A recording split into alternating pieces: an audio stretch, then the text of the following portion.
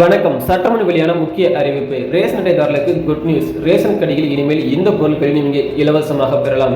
எந்த பொருள் என்பதை முழுவதுமாக தெரிந்து கொள்ள இந்த ஒரு வீடியோவை ஃபுல்லாக பாருங்க. இதே மாதிரி ரேஷன் அட்டைக்கு வழங்கப்படும் மானியம், இலவச பொருட்கள் பற்றி தெரிஞ்சு கொள்ள கீழே இருக்க சிவப்பு கலர் பட்டனை கிளிக் பண்ணி சப்ஸ்கிரைப் பண்ணுங்க. வாங்க வீடியோக்குள்ள போகலாம்.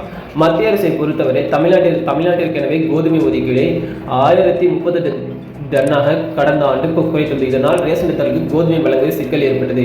கோதுமை இருப்பை பொறுத்தவரை 1 கிலோ அல்லது 2 கிலோ என கோதுமை விநியோகம் செய்யப்பட்டது. இதனால் பல ரேஷன் அட்டைதாரர்களுக்கு கோதுமை கிடைக்காத சூழல் உருவானது. இதனையடுத்து தமிழ்நாட்டிற்கு வழக்கம் போல கோதுமையை வழங்க வேண்டும் என்று தமிழக உணவுத்துறை சார்பில் மத்திய அரசுக்கு கடிதம் எழுதப்பட்டது. அது மட்டுமன்றி தமிழகத்திற்கான கோதுமையை உயர்த்தி வழங்குமாறு மத்திய அரசு தலைவர் மு க ஸ்டாலின் தொடர்ந்து வலியுறுத்தி வந்தார்.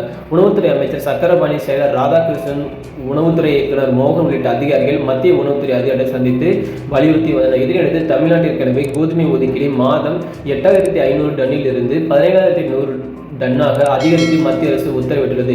மேலும் இந்த மாதமே கோதுமை வழங்கப்படும் என்று உறுதியளித்துள்ளது. இதனால் பண்டிகை காலம் என்பதால் ரேஷன் அட்டைதாரர்களுக்கு கோதுமையை பெறுவதில் எவ்வித சிக்கலும் இருக்காது.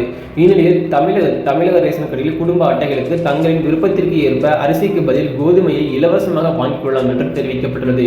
இந்த அறிவிப்பானது ரேஷன் அட்டைதாரர்களுக்கு மிகுந்த மகிழ்ச்சியை ஏற்படுத்தியுள்ளது. சென்னை மற்றும் மாவட்ட தலைநகர்களில் குடும்ப அட்டைதாரர்களுக்கு தலா 5 கிலோவும், மற்ற இடங்களில் 2 கிலோ வரையிலும் கோதுமை வழங்கப்படுகிறது.